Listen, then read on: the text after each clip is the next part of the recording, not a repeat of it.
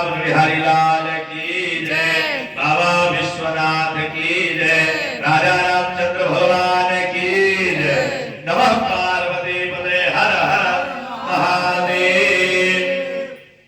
हाथ जोड़ के ठाकुर जी के कथा श्रवण करिए। लीजिए सब लोग ले लीजिए। त्र्यंबक सत्यनारायण भगवान की जय। ओम श्री व्यासोवाच ओम इंद्राणे विशारण्ये विषयात्मकादे अपपर्शोमनियादर्भे सूतं पौराणिकं गुरु प्रतेन तव साकिंबाद राजलो मांजरपनम सर्वं तोतमेच्छामि अधेश महामुने नारदेन संस्कृतो भगवान कमलापति स्वरण सहितेवाह तत्सुणुक्तं स्वाहिता एकदाना तो योगी प्राणुद्धा कांत्या परिधान में धार लोके लोके मुबारका तदोत्तरान सर्वे नानाग्ने सुनुदानायो समुत्पन्ना पश्यन्ति पाप कर्मभिः। सुनते रहिएगा। तो एक समय की बात है, स्वर्गाद 88,000 ऋषि जो बैठे थे, उसी समय श्री सूजी महाराज कहते हैं हम आपको पूर्व काल कथा सुनाते हैं, क्योंकि पूर्व काल में ऐसा कौन सा व्रत अथवा कौन सी तपस्या है जो करने से मनुष्यों का सारा दुख नष्ट हो जाए। प्रभु या मुझे श्रद्धा भक्ति पूर्वक बतलाइए। एक समय योगी नारद जी मनुष्यों के कल्याण के लिए पृथ्वी लोक में आए। देखेंगे बहुत सारे मनुष्य प्राणी ऐसे हैं, या मनुष्य प्राणी अपने भाई बहन माता पिता से बड़े दुखी हैं। देवर्षि नारद जी ने सोचा इन मनुष्यों का दुख दूर करने के लिए मुझे कोई व्रत या उद्यापन खोजना चाहिए। उसी समय देवर्षि नारद जी चतुर्भुज नारायण भगवान विष्णु के पास गए और जाकर के भगवान विष्णु से कहे कि हे विष्णु भगवान, आप यह बताइए मृत्युलोक में ऐसा कौन सा व्रत अथवा कौन सी तपस्या है जो करने से मनुष्य का सारा दुख नष्ट हो जाए। भगवान ने कहा हे देवर्षि नारद जी, आपने बड़ी अच्छी बात पूछा है, क्योंकि अपने कल्याण के लिए नहीं, आपने पूरे संसार के लिए पूछा। इसलिए मैं आपको एक छोटा सा व्रत कथा बताते हैं। तब कहते हुए कौन सा व्रत है? वह भगवान श्री सत्यनारायण का व्रत है। और जो मनुष्य श्रद्धा भक्ति से भगवान का व्रत कथा श्रवण कर लेगा वह सभी सुखों को प्राप्त करके अंत काल में वैकुंठ लोक चला जाएगा। इतनी बात सुन करके देवर्षि नारद जी बड़े प्रसन्न हुए और नारायण का नाम लेकर के चलने लगे। तब उन्हें ध्यान आया कि मैंने भगवान से व्रत कथा तो मांग लिया, पर भगवान विष्णु का व्रत कथा कैसे सुनना चाहिए। उस समय हाथ जोड़ करके भगवान विष्णु से कहे कि साधु पृष्ठा दयालो कहलोका रुद्रा कांक्षा, मैं एक साधु के भांति आपसे पूछ रहा हूँ कि आप बताइए कि पृथ्वी में भगवान का व्रत कथा कैसे सुनना चाहिए। तब कहते पके हुए केले का फल और गेहूं का चूड़, यदि गेहूं का चूड़ ना हो तो साठी चावल का चूड़ बना करके और सवाया मात्र में प्रसाद लगा करके बंधु बांधव के साथ जो मेरी पूजा करता है उसकी हर कार्य की इच्छा परिपूर्ण कर देते हैं। इतनी बात सुन करके देवर्षि नारद जी बड़े प्रसन्न हुए और नारायण का नाम लेकर के मृत्यु लोक में आए और आकर के सभी मनुष्य जातियों से कहे कि तुम लोग भगवान विष्णु का व्रत कथा श्रवण करो। अब सभी मनुष्यों के मन में विचार हुआ या देवर्षि नारद जी है, इनके बातों में पड़ेंगे जो धन है कहीं वो भी नष्ट ना हो जाए, इसलिए कोई व्यक्ति भगवान का पूजा करने के लिए तैयार नहीं हुआ। उस समय देवर्षि नारद जी ने कहा कि यदि भगवान का मैंने कहा था कि पृथ्वी लोक में गुणगान कराऊंगा और यहाँ से कोई मनुष्य भगवान का नाम नहीं ले रहा, यदि कोई भगवान का नाम नहीं लेगा तो भगवान मेरे ऊपर स्वयं नाराज हो जाएंगे। उसी समय देवर्षि नारद जी तुरंत भगवान चतुर्भुज नारायण का व्रत कथा श्रवण करने के लिए संकल्प किए और भिक्षाटन करके लाए। जो भी धन मिला ला करके भगवान विष्णु का पके हुए केले का फल और गेहूं का चूड़, उस समय गेहूं नहीं था तो साठी चावल का चूड़ बनाए और जैसे बना करके भगवान का प्रसाद पंचामृत लगा करके भगवान का व्रत कथा श्रवण करते हैं। उसी समय भगवान ने कहा आज हमारी मनोती पूर्ण हो गई। अब भगवान की माया से उस जंगल में बहुत सारे महल बन गए। तब मनुष्यों को लोभ हो गया कि हम लोग भी भगवान का पूजा क्यों होते, आज इतना सारा धन मेरे पास भी होता। उसी दिन से हर घर में भगवान का व्रत कथा होने लगा। भगवान कहते कोई सत्यनारायण कहता, कोई सत्यदेव कहता, कोई सत्य प्रकाश कहता, पर यह मनुष्य मेरा नाम लिया, इसलिए इस मनुष्य की हर प्रकार की इच्छा परिपूर्ण कर देना चाहिए।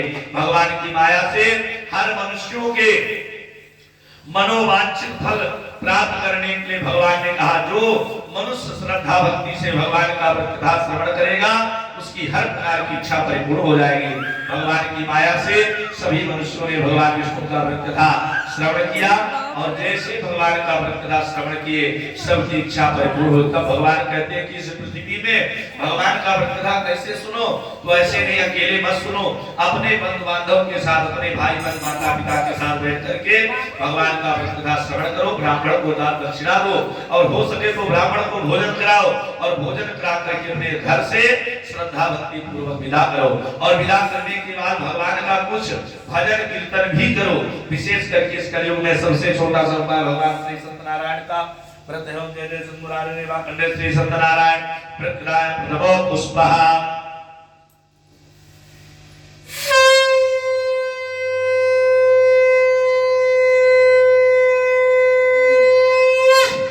सत्यनारायण भगवान की जय, इंद्रावन बिहारी लाल की जय। आइए सूत गए ना, भूल गए सो गए सही में, भुला जाती हूँ।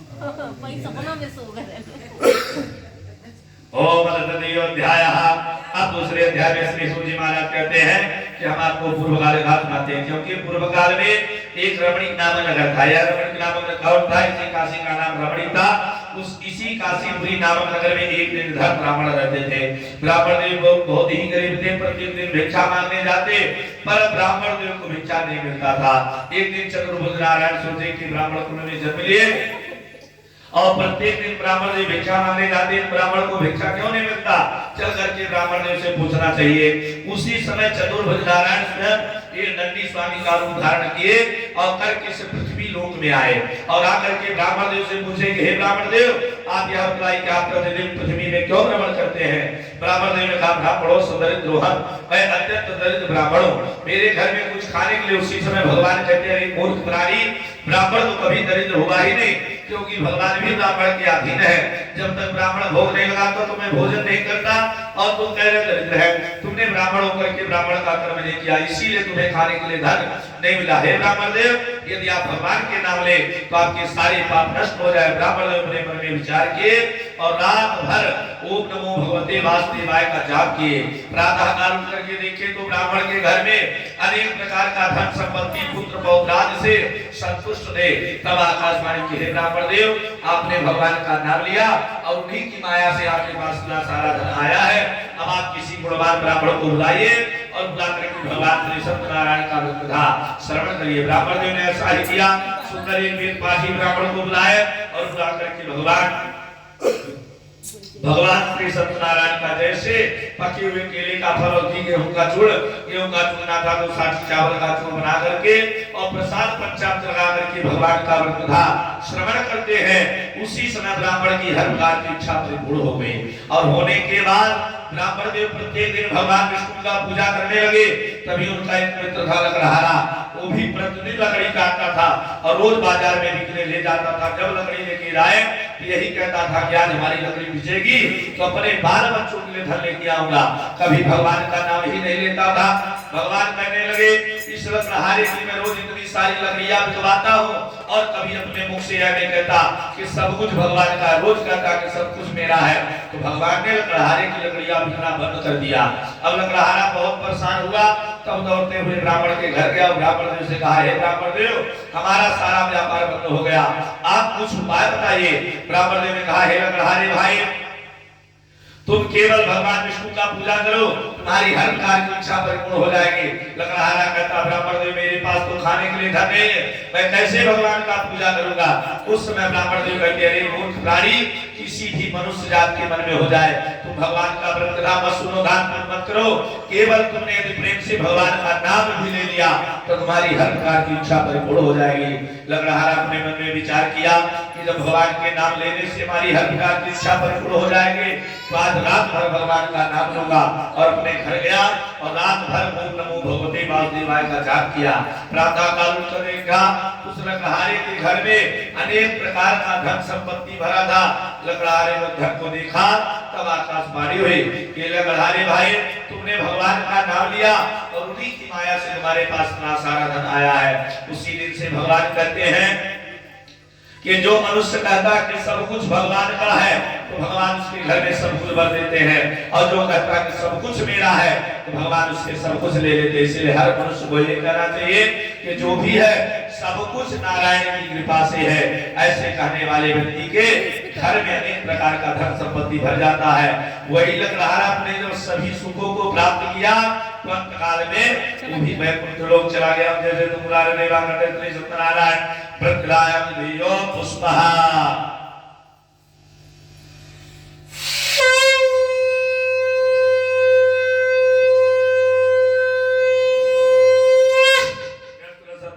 भगवान की जय, विद्रावण बिहारी लाल की जय, राजा रामचंद्र भगवान की जय। ओम अद्वितीयोऽध्यायः श्री सूतोवाच। अब तीसरे अध्याय में श्री सूत जी महाराज कहते हैं हम आपको पूर्व काल का बताते हैं, क्योंकि पूर्व काल में एक उच्चोल नामक राजा, और यह राजा जितेंद्र सत्यवादी, बहुत ही बुद्धिमान, बहुत गुणवान, ब्राह्मणों को भोजन कराते, पशु पक्षियों को भोजन कराते, पर इन्हें एक बात का कष्ट था, क्योंकि इनके पास कोई संतान नहीं। इसलिए भद्रशिला नदी के तट पे बैठ करके दोनों राजा रानी रोज पूजा करते थे। एक दिन साधु नाम का वैश्यवनिया अपना धन राशि पुत्र लेकर के भद्रशिला नदी के किनारे पे आया और आकर के पूछा कि हे राजन, आप यहाँ बताइए कि आप प्रतिदिन भगवान विष्णु का पूजा क्यों करते हैं? राजा ने कहा, हे साधु नाम वैश्यवनिया भाई, इस पृथ्वी में सबसे बड़ा धन क्या है तुम्हें पता है? साधु नाम का वैश्यवनिया ने कहा, मुझे नहीं पता, आप ही बता दीजिए। तो कहते हैं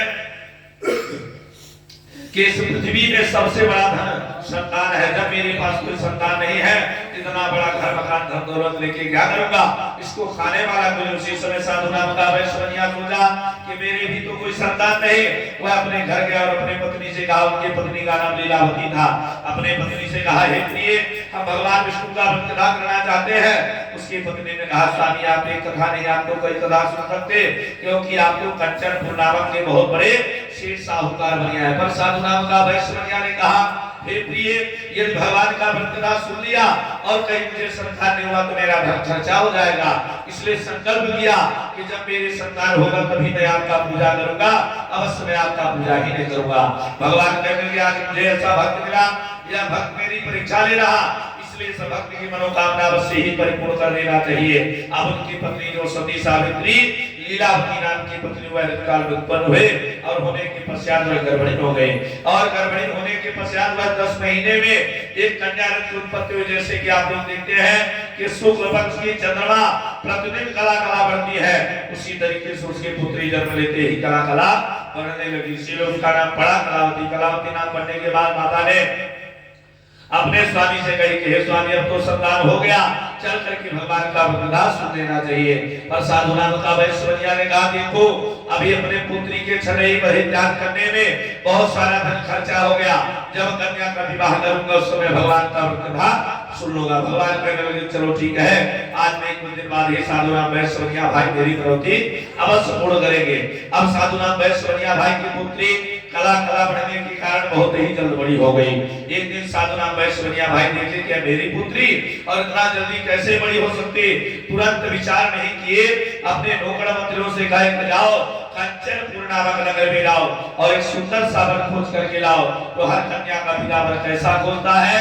भगवान विष्णु जैसे वर खोज करके लाए, अपने कन्या का विवाह कर लिए, कन्यादान कर लिए, पर भगवान का व्रत करना भूल गए। भगवान कहने लगे, साधु नाम का वैश्यवनिया बहुत ही चालाक निकला, अब यह मेरा पूजा नहीं करेगा, क्योंकि इसके पास पुत्र नहीं पुत्री है। पुत्री इसलिए क्योंकि लक्ष्मी एक घर में नहीं रहती है, आपकी कन्या उनके घर, उनकी कन्या उनके घर। इस प्रकार से यह कन्या अपने घर चली जाएगी और मेरी मनोतिथि इसी घर में माना, इसलिए साधु नाम वैश्यवनिया को कष्ट देना पड़ेगा। तो भगवान ने देखा कि साधु नाम वैश्यवनिया भाई को कैसे कष्ट दो, तो भगवान से पहले साधु नाम वैश्यवनिया भाई अपना विचार बनाए कि पहले तो अकेले धन कमाते थे, आज ससुर दामाद 2 हो गए, तो थोड़ा सा अपना व्यापार और बढ़ाना पड़ेगा।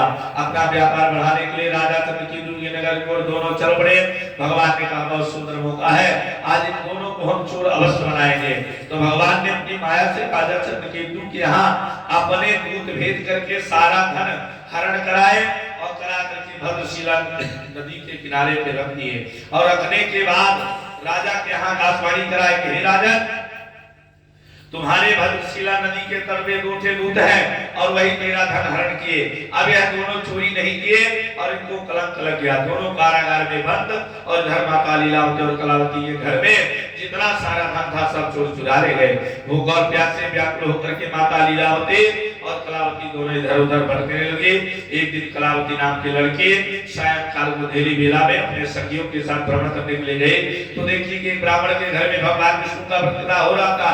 तो कन्या ने वहां पे बैठ करके व्रत कथा श्रवण करने लगी तो उसको थोड़ा रात्रि हो गई। जब अपने नगर आई तो माता ने कहा, हे पुत्री, मैंने तेरा विवाह कर दिया, कन्यादान किया, पर तेरे मन में कौन सा पाप भरा? उस समय कन्या ने कहा, माता मैं कहीं खेलने भागने घूमने नहीं, मैं देखो भगवान श्री सत्यनारायण का व्रत कथा श्रवण की। जब इतना कहा उसी समय उसकी माता तुरंत रोने लगी और कहती है, पुत्री, इसी व्रत के लिए तेरे पिता ने कहा था कि जब मेरी संतान होगी तब करेंगे, फिर तेरे विवाह के समय कहे तो भी नहीं किए। लग रहा कि हम लोग इसी बस दुख को भोग रहे। इसीलिए कहा गया जो व्यक्ति भगवान की मनौती माने उसको शीघ्र पूर्ण कर देने से उनकी हर प्रकार की इच्छा परिपूर्ण हो जाती है और अंत समय में वह अपने सभी सुखों को प्राप्त करके श्री वैकुंठ लोक चले जाते हैं। जैसे तुमरागने बाकंडे श्री सत्यनारायण प्रत्याप दियो पुष्पा।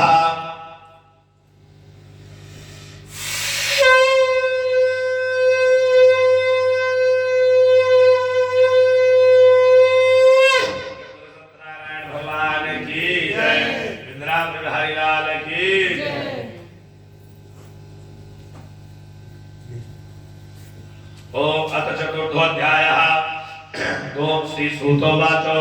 अब चतुर्थोऽध्याय में श्री सूत जी महाराज कहते हैं, हम आपको पूर्वकाल की कथा साधु नाम वैश्वनिया भाई की कथा है।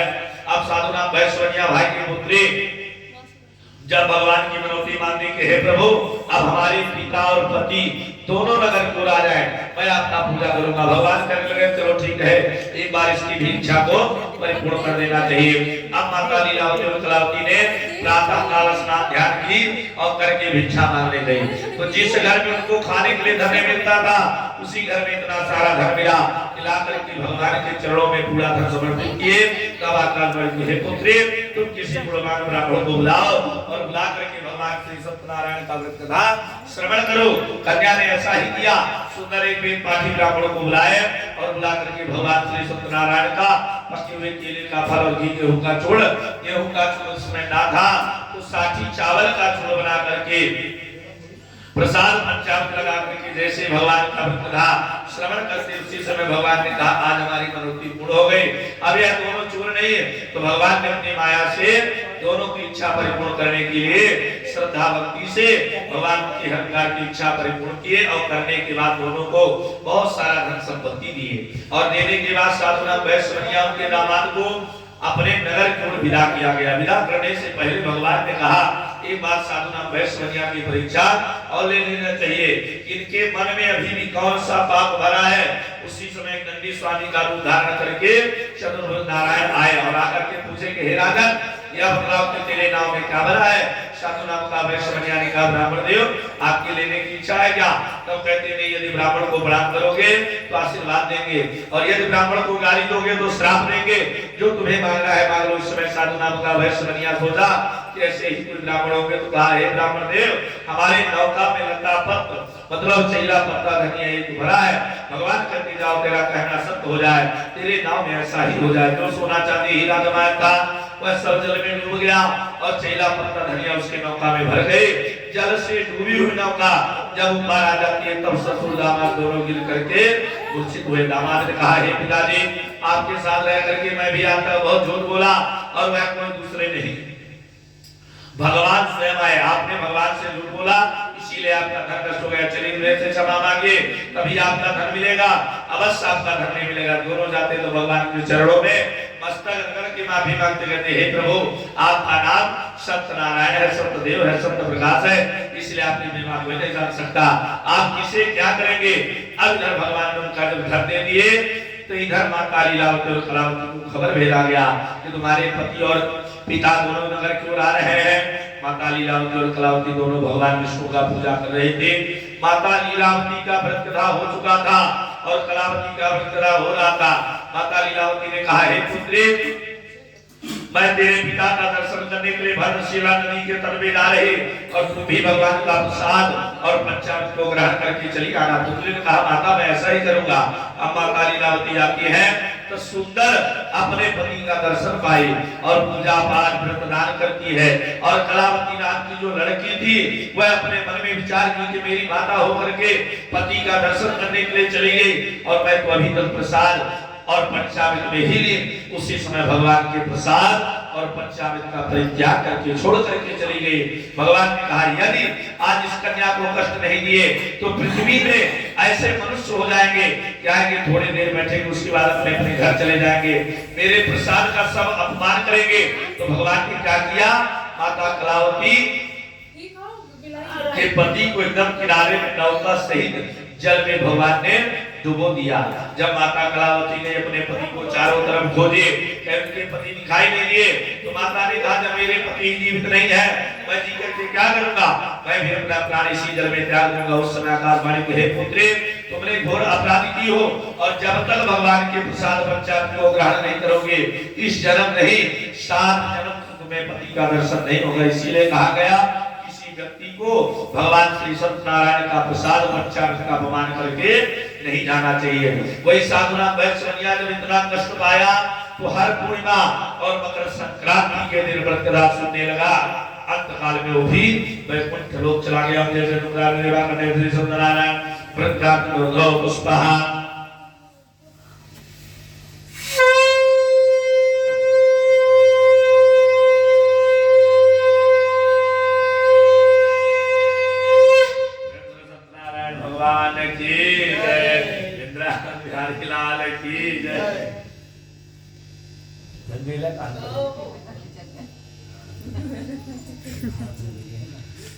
ओम अध्याय ओम श्री सूतोवाच। अब पंचमे अध्याय में श्री सूत जी महाराज कहते हैं हम आपको पूर्व काल बताते हैं क्योंकि पूर्व काल में एक तुंगध्वज का राजा है और यह राजा जितेंद्र सत्यवादी बहुत ही बुद्धिमान बहुत गुणवान, ब्राह्मणों को भोजन कराते पशु पक्षियों को भोजन कराते, पर इन्हें एक बात का जो है अहंकार है क्योंकि इनके पास 100 पुत्र थे। इसलिए संकल्प किए थे कि मैं भगवान का कभी नाम नहीं लूंगा। भगवान कहने लगे राजा होकर के अहंकार करेगा तो प्रजा को वश करेगी, इसलिए इस राजा को कष्ट देना पड़ेगा। तो भगवान ने देखा कि राजा को कैसे कष्ट दो, तो भगवान ने देखा कि राजा अपने 7 जन्मों तक कोई पाप ही नहीं किया, केवल दान ही दान किया, पर कलयुग में अपने पुत्रों में अहंकार किया। तो भगवान ने कहा इसका अहंकार कैसे छोड़ करना होगा। तब कुछ छोटे वो बगैर ग्वाल बाल थे, उनके घर में आकाशवाणी के हे ग्वाल बालो तुम लोग भगवान विष्णु का व्रत कथा श्रवण करो और अपने राज्य के राजा को निमंत्रण दो। तो ग्वाल बालों ने आकाशवाणी सुन करके अपने राज्य के राजा को निमंत्रण दिए तुंगध्वज को, और निमंत्रण देने के बाद भगवान विष्णु का पके हुए केले का फल और घी और गेहूं का चूर्ण, गेहूं का चूर्ण आटा और साथी चावल का चूर्ण बनाए और बना करके प्रसाद पंचामृत लगा करके भगवान का व्रत श्रवण करते हैं। उसी समय राजा को निमंत्रण दिया गया पर राजा नहीं आए। तो जब राजा नहीं आए तो ग्वाल बालों ने भगवान विष्णु का व्रत कथा श्रवण किया और करके राजा के लिए प्रसाद और पंचामृत लेकर के जाते हैं। तो राजा ने प्रसाद को ले लिया और लेकर के उस प्रसाद को फेंक दिया। कहा यह छोटे जात का व्यक्ति है, इसका प्रसाद ग्रहण करेंगे तो मेरा अपमान हो जाएगा। भगवान ने कहा अरे मूर्ख प्राणी, किसी भी जात का प्रसाद कभी छूटिया नहीं होता। आज तुमने मेरे प्रसाद का अपमान किया इसलिए मैं तुम्हें कष्ट दे सकता हूँ। भगवान ने राजा के 100 पुत्र को देवालय दर्शन करने के लिए गए थे, तो भगवान ने राजा के 100 पुत्र को मारते नहीं है, केवल मूर्छित करते हैं। और राजा को यही खबर भेजा गया कि तुम्हारे 100 पुत्र समाप्त हो गए। राजा दौड़ते हुए ब्राह्मण के घर गया और ब्राह्मण देव से कहा हे ब्राह्मण देव हमारे 100 पुत्र समाप्त हो गए, उनका पूजन करा दीजिए। जैसे पूजन शब्द का नाम लिया वहीं पे भगवान प्रकट हो गए और कहे अरे मूर्ख प्राणी, तुम तो कह रहे थे कि मैं भगवान का कभी नाम नहीं लूंगा, आज तुमने मेरा नाम ले लिया। देखो तुम्हारे 100 पुत्र तुम्हारे सामने खड़े हैं। इसीलिए कहा गया किसी व्यक्ति को अपने धन दौलत लड़के बच्चे पुत्र पौत्राद में कभी अहंकार नहीं करना चाहिए। जो व्यक्ति कहता है सब कुछ भगवान का है तो भगवान उसके घर में सब कुछ भर देते हैं, और जो कहता है सब कुछ मेरा है उससे भगवान सब कुछ ले लेते। इसलिए हर मनुष्य को ये कहना चाहिए कि सब कुछ भगवान का है। अब कहते हैं जैसे पृथ्वी में आप कर्म करेंगे वैसा फल प्राप्त होगा। अभी आपको प्रथम अध्याय में ब्राह्मण देव की कहानी बताया गया ब्राह्मण ने जब अच्छा कर्म किए, पूजा पाठ व्रतदान करने लगे, तो दूसरे दिन में क्या बने, सुदामा नाम के ब्राह्मण बने और बन करके भगवान श्री कृष्ण के धाम गए और वो भी वैकुंठ की गति को प्रदान किया। दूसरे अध्याय में जो रत्नहारा था वह जब अच्छा कर्म किया तो दूसरे दिन में वही भिल्ल नाम का केवट बना और बन करके भगवान राम को पार लगाया और वो भी वैकुंठ की गति को प्रदान किया। और तीसरे अध्याय में जो चोर का नामक राजा जो साधु नाम वैश्वर्या को धर दिए वह रंगराजपुरी के राजा बने और वो भी वैकुंठ की गति को प्रदान किए। चतुर्थ अध्याय में जो साधु नाम वैश्वर्या मनोती मानते रहे, जब हर पूर्णिमा के दिन कथा सुने दूसरे दिन में क्या बने, दशरथ बने और राम की कृपा से वो भी वैकुंठ की गति को प्रदान किए। और पंचवें अध्याय में जो तुंगध्वज नामक राजा जिनको अपने पुत्रों में अहंकार था तो भगवान ने कहा नारायण आप कहा जाए, आप पृथ्वी लोक चले जाए, तो क्या बने, स्वयंभू मनु बने। इसलिए इस पृथ्वी में जैसा आप कर्म करेंगे वैसा फल प्राप्त होगा। विशेष करके इस कलयुग में सबसे छोटा सा उपाय भगवान श्री सत्यनारायण भगवान का व्रत है। जो मनुष्य श्रद्धा भक्ति से भगवान का व्रत का श्रवण कर लेता है वह अपने सभी सुखों को प्राप्त करके अंत काल में गोधाम को जाता है। श्री सत्यनारायण पंचमो पुष्पः।